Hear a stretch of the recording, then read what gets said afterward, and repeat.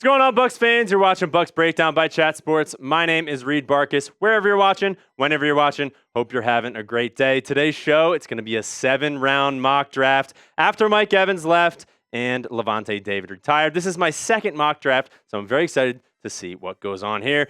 Don't miss a thing, though, because if you want more NFL draft content, make sure to hit the subscribe button. It is absolutely $0 to subscribe. We're growing tremendously. It's crazy. We're at, I think, 1,600 subscribers, which is unbelievable. We started at 52, so thank you. But make sure you don't miss a thing on anything going on with the NFL draft, because this is pretty big for the Bucs, because our free agency was a little down, but we'll see what happens in the NFL draft. So make sure you hit that sub button right now. All right, let's go on to my mock draft. I used PFF because that was just the easiest one. That's what I used for my last one. But if you guys have any other websites that you like that for PFF or mock drafts, please let me know down in the comment section. I want to get a little range of maybe different players that we could possibly get at 15 and beyond. But we got to look at the team needs. Now, this doesn't really change after Lavonte David and Mike Evans. Now, we still need edge rusher and outside linebacker, even if Lavonte David were to stay. But now that he is retired, it just makes it more of a focus, I guess. And inside linebacker, obviously after Lavonte David, but like the edge rusher, it's sort of just nothing really changes even with our free agency signings as well. So tight end, I just put on there. That's foreshadow a little bit. I don't know if I took a tight end in this one, but cornerback and then offensive lineman, more for offensive depth because we re-signed a couple people. So, and we got people coming back from injured reserve. We'll be all right at offensive line, maybe later on in the draft, like I said, for just depth. But without further ado, let's get on to number 1. Pick number 15, Akheem Mesidor out of Miami. The edge rusher, the guy is fierce. Now, a lot of people have been mocking Akheem Mesidor to the Tampa Bay Buccaneers, and it has changed. First, it was Cassius Howell and Keldrick Folk. I love this pick with Akheem Mesidor, the 6'3", 280. He's 24 right now. He will be 25 when the season starts. I'll get to that in a little bit. But last year, he had 63 tackles, 17.5 TFLs, 12.5 sacks, pressures at 67, and forced fumbles at 4. Now, the biggest thing that I like about Akheem Mesidor is production. You see that 12.5 sacks. We need that straight away. With him being 25 going into the season, we need that production right away, because when he's 30, he's still going to be on that rookie contract. We're going to need him to produce as soon as he gets into the roster. Now, he's extremely explosive with the ability to use power and finesse moves, which I love. If a offensive lineman gives him some type of look, he's able to change up how he plays and can do multiple things to get to the passer. Now, he's got a high motor and great determination, as he was coached by Hall of Famer Jason Taylor, which is huge. And like I said, he will be 25 when the season starts. So a 25-year-old rookie, you need to have good production if you're going to be a 25-year-old rookie. But I don't think we need to think about that too much, because that's happened before in the past. I think it should be okay.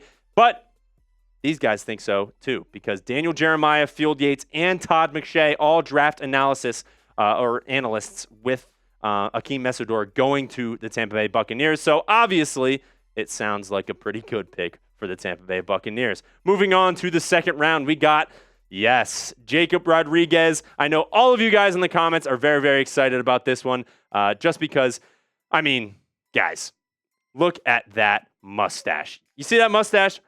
I think I would just draft him off of that mustache immediately.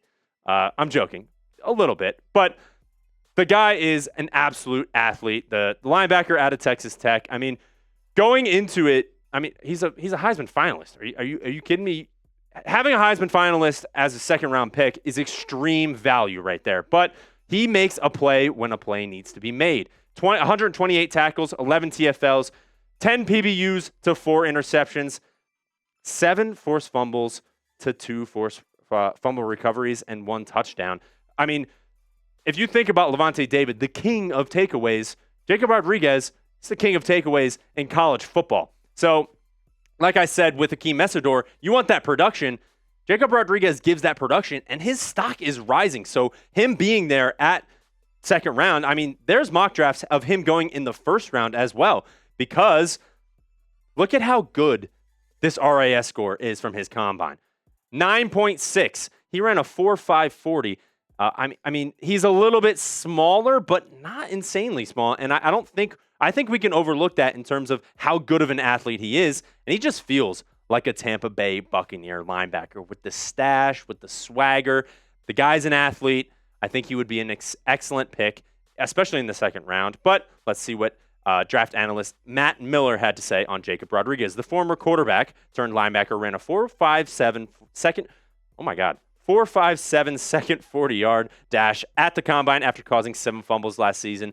He profiles as a better inside linebacker than weak side playmaker that David was, but college tape is full of big-time plays and coverage against the run or getting after the QB. I mean, when you look at the linebacker depth chart right now, after signing Alex Anzalone and signing Al-Qadim Muhammad with Christian Roseboom as well, Servassier Dennis, he's a serviceable inside linebacker as of right now. I hope he takes a step next season, but I don't really expect that. So I could see Jacob Rodriguez slotting in right next to Alex Anzalone, and maybe you continue to use Servassier Dennis, but swing in Jacob Rodriguez as you just continue on with the season and get him more reps and sort of decide if you want. I mean, having good linebacker depth is always good. So be honest with me. Would you be happy if the Bucs drafted Jacob Rodriguez in that second round with our second pick of the 2026 NFL Draft? Type Y for yes, type N for no. Please let me know down in the comments section. I love what you guys have to say in the comments.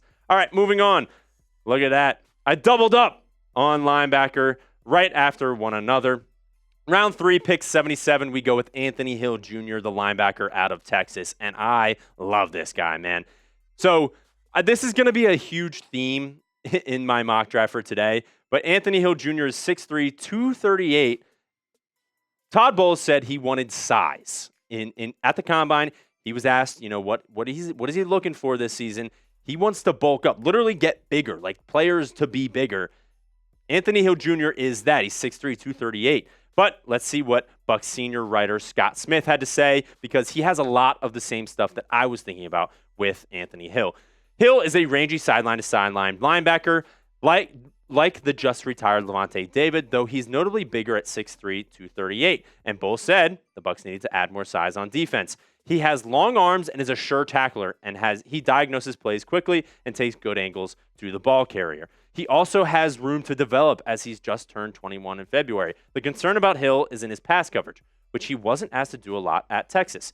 But those are strengths for Alex Anzalone and Christian Roseboom, so the Bucs could potentially use Hill in a role that keeps him close to the line of scrimmage early while they help him develop his coverage skills. And that is exactly what I'm looking for. A guy who's 21 years old, pretty young, you still can develop him, and you get a guy like Alex Anzalone and Christian Roseboom, who are 2 veteran starters at linebacker. That'll help Anthony Jr. mold into the linebacker that we would want him to be. He's got 69 tackles, very nice. 7 TFLs, 4 sacks, and 3 PBUs to 2 interceptions. I mean, he is just the type of linebacker that, like he said, sideline to sideline, but 113 tackles in 2024 with 16 and a half TFLs, 8 sacks. That's production. I love that when you're coming out of the draft right now. So I hope Jason Licht and Todd Bowles stick to defense in this year's draft. 3 picks, my first 3 picks, all defense. I understand we lost Mike Evans, but we need defense to be the focus because, yes, offense, second half of that team, but offense wasn't really the problem last year. Yes, it staled towards the back half of the season, but could that have been Josh Grizzard? I have faith in Zach Robinson to take these guys. We have good players on offense. We need better players on defense. So that's why I went first 3 picks. I hope Jason Licht and Todd Bowles do the same. Now we move on to my 4th pick. What do you know? It's defense. Will Lee III, a cornerback out of Texas A&M. I really like this guy at pick 116 in the 4th round. He is 22 years old, 6'1", 189 pounds, 43 tackles last year, 0 interceptions, 7 PBUs. He is a lengthy corner. So not your typical, he's 6'1", 189. That's a little typical, but he's not as fast as you'd think he is. So that's why he's going a little bit in the 4th round. I think it was a 4.45 40. So nothing too crazy, but I love the value out of this because in the 4th round, you want to get guys who have a low ceiling or a high ceiling. I'm sorry. He's got a high ceiling. He's good in coverage, and he kind of gets beat a little bit because he's not as fast. When he's running with guys, they can kind of separate a little bit, but we do need some secondary help because losing Kendall Vildor and losing Jamel Dean in free agency, yes, I have faith in Zion McCollum. You restructure his contract. Benjamin Morrison, Jacob Parrish, the 2 new guys that we drafted last year. I want to bring in another guy to have some more depth here and compete in that good secondary, but could be better. So I like to have a couple guys in there to compete in training camp as well. Moving on to our next pick. Round 5, pick 155. There it is, the first offensive player. We got Jeremiah Wright, offensive line / guard out of Auburn. And what do you know, going back to the theme of today's video, size. We want bigger guys. Now, like I said in the beginning of the video, with team needs, we just need offensive depth. We got Ben Bredesen, Cody Mock coming back from injury. We have a good offensive line, so getting a guy in the 5th round who has good potential. Now, he's 6'5", 348. He's only 24 years old. He would slot well into sort of that depth role right now behind Cody Mock, Ben Bredesen. We bring back Dan Feeney, but you don't want to have what happened last year happen again. Now, I don't want 2 of our main guys going down and then you don't have the same starting offense never start again together the entire season. So we don't want that. We want a guy who big, developmental. That's Jeremiah Wright. Moving on to the next pick, round 6, pick 195, Cole Brevard. Now, this guy's huge, man. 6'3", 346. He is a, run-stopping space eater. Now, Vita Vea and Kalijah Cansey coming back towards the end of the season, that was huge for us. But we want more size. We want more of that run-stopping ability because in our run defense last year was a big problem down the stretch. Now, our defense, a lot was a problem. But, I mean, if you guys remember that last game in Carolina, they ran all over us. So adding a guy like Cole Brevard, he's a space-eating defensive lineman that will pair very, very well with Kalijah Cansey and Vita Vea. And like Todd Bowles said, we need that size. If you want to stay true to what you said, Todd, guy like Cole Brevard will do that. On to our last pick. Hey, look at that. Another offensive guy. Round 7, pick 229, our last pick in the 2026 NFL Draft, Colbie Young. Now, I was going back and forth between Colbie Young and Noah Thomas. Noah Thomas had a little bit more cons than Colbie Young, but Colbie Young, 6'3", 215, 23 years old, had 23 receptions, 336 yards last year, 1 touchdown, and this is a guy who not going to wow you, probably going to stay a little bit on special teams, very much a depth guy. He's not going to be, splitting reps with Jalen McMillan or anything like that. But, a guy in the 7th round, that can be your Mike Evans replacement. He's a bigger wide receiver, can go up and get the ball. There's going to be nobody that can replace Mike Evans, but you want to get a guy that can hopefully move into that role a little bit and give a little bit more depth to that wide receiver room. So I went with Colbie Young. All right, what do we think about this mock draft? My Bucs mock draft 2.0 from PFF. Akheem Mesidor with the first pick. Jacob Rodriguez in round 2. Round 3, we go get Anthony Hill Jr. out of Texas.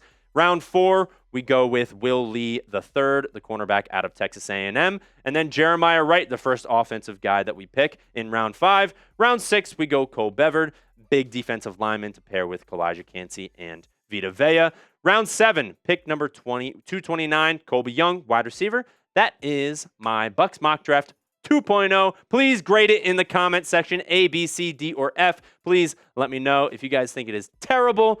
Please let me know. I'd love to hear. And if you think it's great, thank you so much. No, all right. Make sure to follow me on X. It is Reid_Bartkus. If you guys have any of your mock drafts that you want to send me, please follow me on X and send it to me. Maybe we can do a video. I know my guy Jeremy Chuggs did it before.